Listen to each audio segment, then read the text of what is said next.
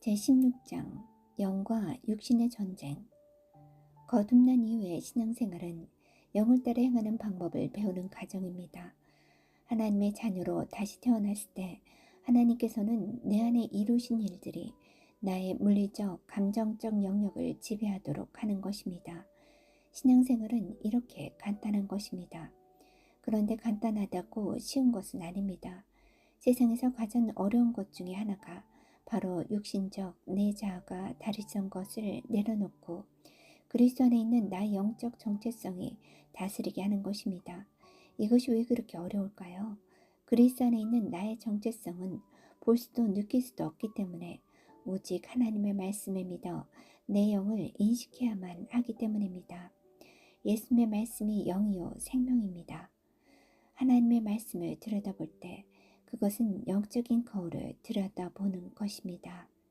야고보서 1장 23절에서 25절 말씀. 영적으로 내가 누구인지 알 수 있는 유일한 길은 하나님의 말씀을 믿는 것입니다. 보는 것으로 행하던 감각 지식을 믿음으로 행하는 것, 계시직으로 바꿔야 합니다. 고린도후서 5장 7절 말씀. 내가 할 일은 오직 내 생각, 행동, 정체성을 그리스도 안에 있는 나에게 맞추는 것입니다. 내 육이 내 영을 대적하는 한 내 안에는 항상 분쟁이 있을 것입니다. 내가 이르노니 너희는 성령을 따라 행하라. 그리하면 육체 욕심을 이루지 아니하리라. 육체의 소욕은 성령을 거스리고 성령은 육체를 거스리나니 이 둘이 서로 대적하므로 너희가 원하는 것을 하지 못하게 하려 함이니라. 너희가 만일 성령의 인도하시는 바가 되면 율법 아래 있지 아니하리라. 갈라디아서 5장 16절에서 18절 말씀. 대적한다는 것은 반대한다, 원수가 된다, 적대시한다 라는 뜻입니다. 영과 육 사이의 전쟁이 우리의 진짜 영적 전쟁입니다. 매일의 삶에서 전쟁이란 내가 육에게 지배받을 것인가 아니면 영에게 지배받을 것인가 바로 그 선택입니다. 우리 육신은 오감에 끌리게 되어 있으므로 육신의 영역에서 역사하는 사단과 그의 나라가 기웁니다. 마귀는 육에서 기인하여 육적으로 자연적인 것을 통해 역사합니다. 또한 보이는 것과 느껴지는 것을 가지고 하나님을 믿지 못하게 우리를 미혹합니다. 반면 주님은 영적인 영역에서 일하시며 주로 말씀을 통해 역사하십니다. 이와 같이 강력하고 지속적인 내적 분쟁이 있기 때문에 그냥 하고 싶은 대로 하면서 살면 안 됩니다. 내 영이 나를 다스릴 것인가, 내 육이 나를 다스릴 것인가 둘 중에 하나입니다. 육신으로는 하나님을 기쁘시게 할 수 없습니다. 육신에 있는 자들은 하나님을 기쁘시게 할 수 없느니라. 로마서 8장 8절 말씀. 이것은 어렵기만 한 것이 아니라 불가능한 일입니다. 즉 육이 뭔지 알아내어 처리를 해야 한다는 말입니다. 죄성이 아니라 육신입니다. 육을 따라 살면 온갖 형태의 사망이 옵니다. 그러면 형제들아 우리가 빚진 자로 돼 육신에게 져서 육신대로 살 것이 아니니라. 너희가 육신대로 살면 반드시 죽을 것이로되 영으로서 몸의 행실을 죽이면 살리니. 로마서 8장 12절에서 13절 말씀. 여기서 죽는다는 것은 영과 혼이 몸을 떠날 때 일어나는 궁극적인 물리적 사망뿐만 아니라 그 사망으로 나를 이끌고 가는 모든 것을 말합니다. 죄의 삭선 사망이요 하나님의 은사는 그리스도 예수 우리 주 안에 있는 영생이니라. 로마서 6장 23절 말씀. 성경적으로 말하자면 죄의 결과는 그것이 무엇이든 사망의 한 모양입니다. 우울, 낙심, 분노, 쓴뿌리, 두려움, 염려, 질병, 가난, 외로움 등등 이 모든 것이 사망입니다. 이 주제에 관해 저의 책 새로운 당신과 성령님 믿음의 말씀사에서 더 자세히 설명을 해놓았습니다. 아직 성령 세례를 받지 않았거나 방언을 하지 않고 계시다면 꼭 이 책을 읽어보시기 바랍니다. 왜냐하면 너무나 많은 것을 놓치고 계시기 때문입니다. 아마도 그래서 갑갑하고 능력 없는 신앙생활을 하고 계신지도 모르겠습니다. 성령 세례를 받으면 그 어떤 때보다 성령님의 사랑을 무한히 경험하게 되며 그분의 능력을 사용할 수 있게 됩니다. 게다가 예수님께서도 이렇게 명령하셨습니다. 성령을 받으라. 이 말씀에 순종하시겠습니까? 만약 이 책을 읽고 계신 분 중에 성령 세례를 받지 않으신 분이 계시다면 꼭 받으셔야 합니다. 성령 세례를 받은 사람에게 도움을 청하든지 아니면 주님께 직접 기도로 구하십시오. 방언으로 기도할 때 우리 영이 기도하며 그리스도의 완벽한 생각이 하나님의 감춰진 죄를 풀어놓는 것입니다. 그런 후에 통역을 위해 기도하십시오. 하나님께서 주시는 깨달음을 받아 자신의 영으로 말하고 있는 비밀이 계시 지식이 되어 물리적인 생각으로 나오게 하십시오. 그럴 때 그분의 능력이 표출되는 것을 경험하게 될 것입니다. 육을 따라 산다면 질병에 걸리거나 가난에 빠지거나 낙심하거나 분노하게 됩니다. 이 육신은 사단이 나에게 들어오는 길이며 사단은 이를 통해 내 삶에 사망을 가져다 줍니다. 거듭난 자의 육은 혼의 영역과 물리적 영역으로 이루어져 있습니다. 그러나 구원받지 않은 사람의 경우 타락한 인간의 영도 육에 속합니다. 제가 공부한 바에 따르면 킹제임스 버전의 육으로 번역된 부분을 NIV에서는 제 본성, 죄성이라고 번역했습니다. 이렇게 번역을 해서 좋은 점은 없지 않겠지만 많은 경우 오해를 낳습니다. 예를 들어 로마에서는 육이라고 할 때 거듭나지 않은 사람을 가리키거나 거듭났을지라도 성령의 지배하에 살지 않은 사람들을 가리킵니다. 그런데 그것을 제 본성이라고 한다면 진리를 제대로 전달하지 못하는 결과를 낳게 됩니다. 새 생명.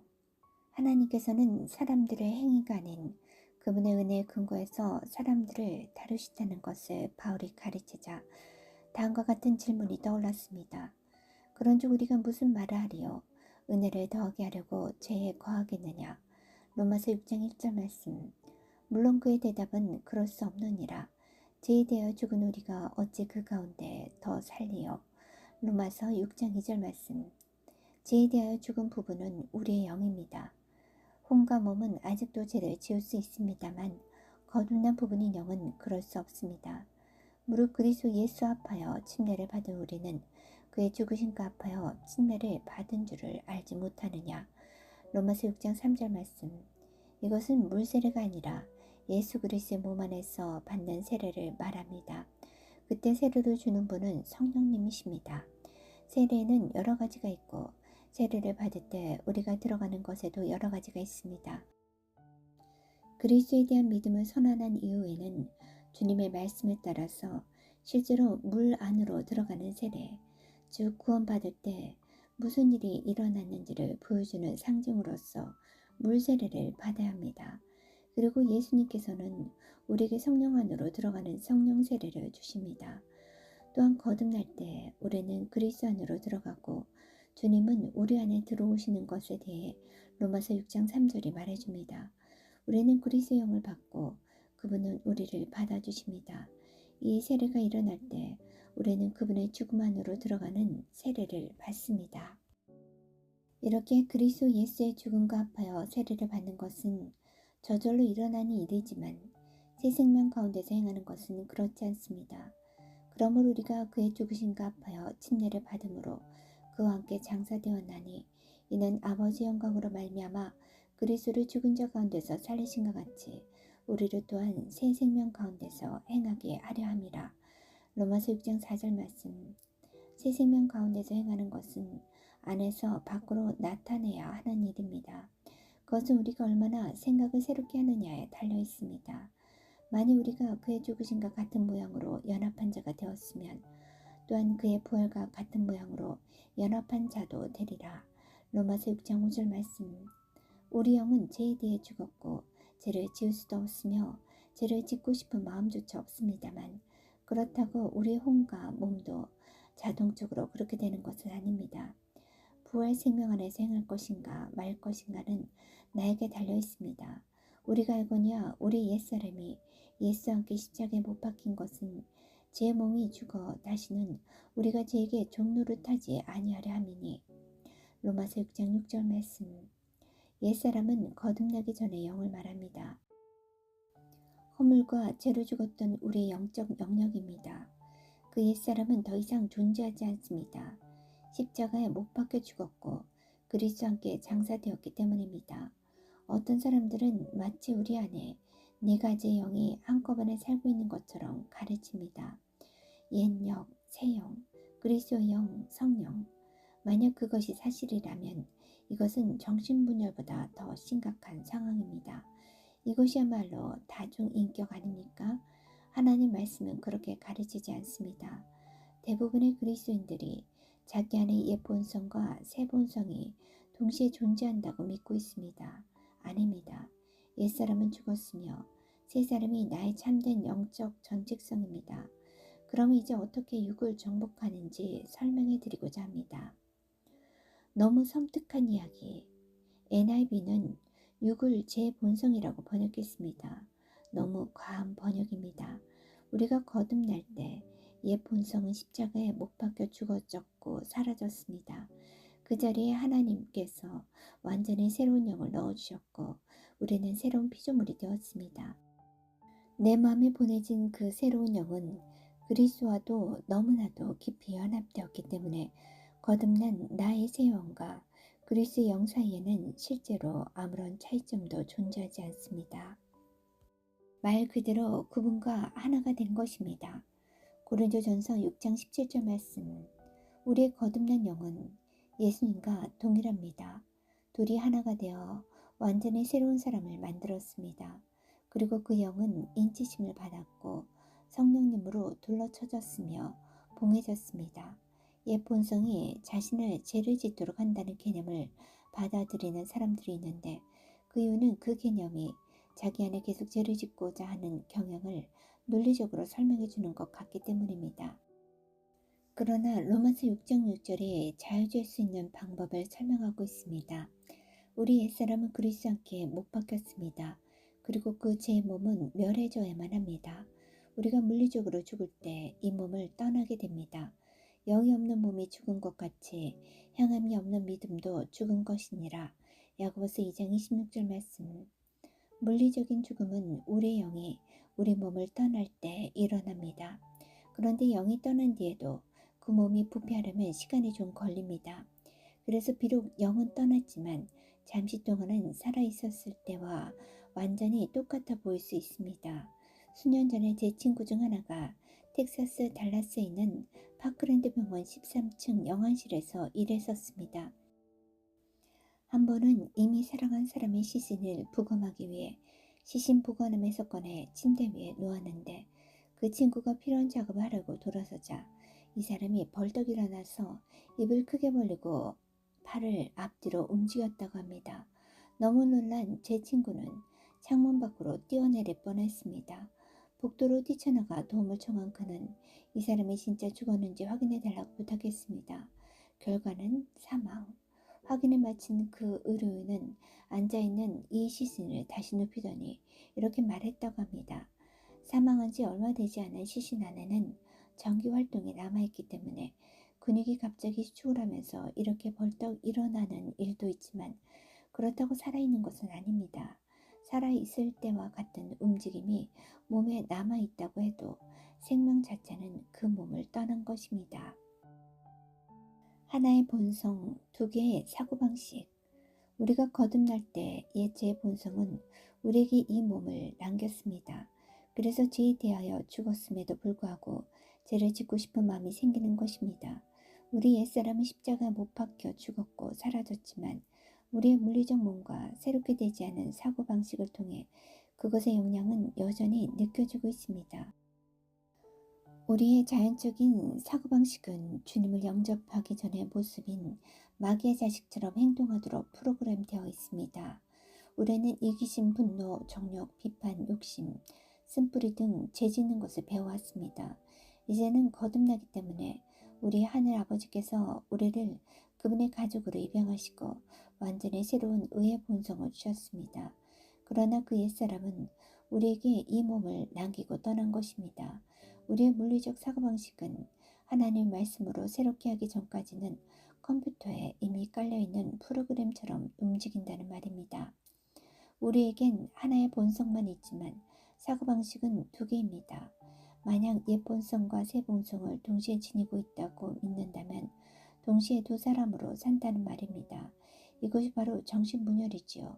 우리는 하나의 본성만을 가지고 있습니다. 새 본성 말입니다.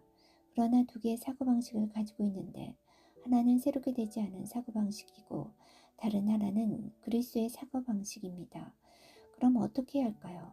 해답은 우리의 물리적인 사고방식을 영의 사고방식에 맞게 다시 프로그래밍 하는 것입니다. 내 영은 항상 하나님 편이고 항상 그리스도 안에 있는 정체성을 생각하며 항상 주님 안에 가진 것들을 생각하고 그분 안에서는 항상 뭐든지 할 수 있다고 믿습니다. 그렇기 때문에 자연적인 사고방식을 새롭게 해서 내 영처럼 생각하게 한다면 우리 안에 있는 하나님의 생명과 능력을 경험하게 될 것입니다. 간단하지만 쉽지 않다. 이토록 간단하지만 그렇다고 쉬운 것은 아닙니다. 마치 지금 막 처음 믿은 사람처럼 그리스도 안에 있는 정체성에 대해서만 듣고 부정적인 외적 역량, 인간적, 종교적, 마귀적은 거절하며 오직 성령님만이 나를 인도하시도록 한다면 우리는 하나님의 생명을 생각과 행동으로 저절로 발산하고 표출하게 될 것입니다. 하지만 인생이 그렇게만 되지 않습니다. 그동안 잘못 프로그래밍 되었기 때문에 다시 프로그래밍 해야 합니다. 원수 마귀도 거짓말을 해올 것이며 가족, 친구, 주변의 종교적인 사람들이 이렇게 말할 것입니다. 무슨 소리야? 너에게 하나님의 본성이 있다고? 너는 은혜로 구원받은 죄인이지. 이상한 소리를 하고 있어. 이런 음성들은 내 영이 하는 소리를 듣지 못하게 계속적으로 나를 도전해 올 것입니다. 그렇기 때문에 얼마나 생각을 새롭게 하느냐에 따라 영 안에 있는 하나님의 생명을 그만큼만 나타낼 뿐입니다. 영에게 지배받을지 육에게 지배받을지를 결정하는 것은 우리의 물리적인 생각입니다. 하나님의 말씀으로 생각을 새롭게 하지 않으면 우리의 물리적인 생각은 자동적으로 시각, 미각, 청각, 후각, 촉각적으로 기울게 되어 있습니다. 반드시 하나님의 말씀을 묵상하고 그 말씀을 믿음과 합하여 영에게 인도함을 받아야 합니다. 내가 이르노니 너희는 성령을 따라 행하라. 그리하면 육체의 욕심을 이루지 아니하리라. 갈라디아서 5장 16절 말씀. 저는 어렸을 때 단추 잠그는 것을 어려워했습니다. 왠지 모르겠지만 단추를 잠글 때마다 진땀을 흘리곤 했습니다. 첫 단추부터 잘못 잠그곤 했는데 마지막 단추를 잠글 때가 되어서야 잘못 꼈다는 것을 알았고 그러면 여지없이 처음부터 다시 껴야 했습니다. 하지만 지금은 단추를 잘 잠급니다. 저는 단추가 있는 셔츠를 자주 입는데 아무 생각 없어도 첫 단추부터 아주 잘 잠급니다. 단추 잠그는 것이 이제 저에게 제2의 본성이 된 것입니다. 이렇듯 어떤 것은 마치 나의 본성인 것처럼 생각되는 것이 있지만 사실은 학습된 것입니다. 하지 말아야 할 일을 아직도 하고 있는 이유는 그 분야의 생각을 아직 새롭게 하지 못했기 때문입니다. 아직도 내 안에 제 본성이 남아서 거듭나기 전에 했던 일들을 강압적으로 시키는 것이 아닙니다. 다만 내가 그런 부정적인 것들을 근거해서 행동했을 뿐이고 주변의 육신적인 세상으로부터 영향받도록 내버려뒀기 때문에 그것이 생각과 행동의 패턴이 되었을 뿐입니다. 거듭난 자의 내면은 악하지 않습니다. 다만 하나님 말씀에 맞게 생각하고 행동하도록 내 사고방식을 다시 프로그래밍 해야 할 뿐입니다. 예수님께서 우리를 자유케 하셨습니다. 우리 내면에는 우리와 대적하여 싸우는 제 본성이 없습니다. 그 옛사람은 죽었고 없어졌습니다. 매일의 삶에서 그 자유함을 나타내지 못하는 유일한 이유는 그것에 대해 무지하기 때문입니다. 생각을 새롭게 하지 않았기에 여러모로 육신이 지배하고 있는 것입니다. 저는 지금까지 엄청난 승리를 경험하고 있습니다만 다른 사람들과 마찬가지로 저 역시 계속해서 생각을 새롭게 하는 과정 중에 있습니다. 성령은 내 영입니다. 거듭난 자의 육신은 죄의 본성이 아닙니다. 육신이란 완전히 거듭난 나의 의로운 영에 굴복하지 않는 모든 생각, 감정, 욕구라고 말하는 것이 더 정확합니다. 논리적으로 본다면 성령께서 사시는 것은 우리 거듭난 영에도 사실입니다. 그들은 하나이기 때문입니다. 주 합하는 자는 한 영이니라. 고린도전서 6장 17절. 헬라어에는 대문자가 없습니다. 번역자가 문맥에 따라 성령으로 번역하기도 하고 영으로 번역하기도 했습니다. 어차피 마찬가지입니다. 성령님이나 거듭난 영이나 같은 말을 하고 있는 것이니까요. 내가 이르노니 너는 성령을 따라 행하라. 그리하면 육체 욕심을 이루지 아니하리라. 갈라디아서 5장 16절 말씀. 이제부터 내 영에게 지배받기로 선택할 때 옛사람인 제 본성에 근거하여 세워진 생각, 욕구, 패턴, 습관 등은 차츰 사라지기 시작할 것입니다. 정욕, 술, 미움, 마약, 다툼, 헌담, 우울, 아픔, 낙심, 질병, 가난에 더 이상 속박당할 필요가 없습니다. 우리는 이 모든 것을 파할 수 있습니다. 우리 영으로는 이미 자유하기 때문입니다. 문제는 생각을 새롭게 하는 것이고 그렇게만 하면 그리스도 안에는 정체성이 표출되어 육신의 정욕을 이루지 않게 됩니다. 이 얼마나 놀랍습니까?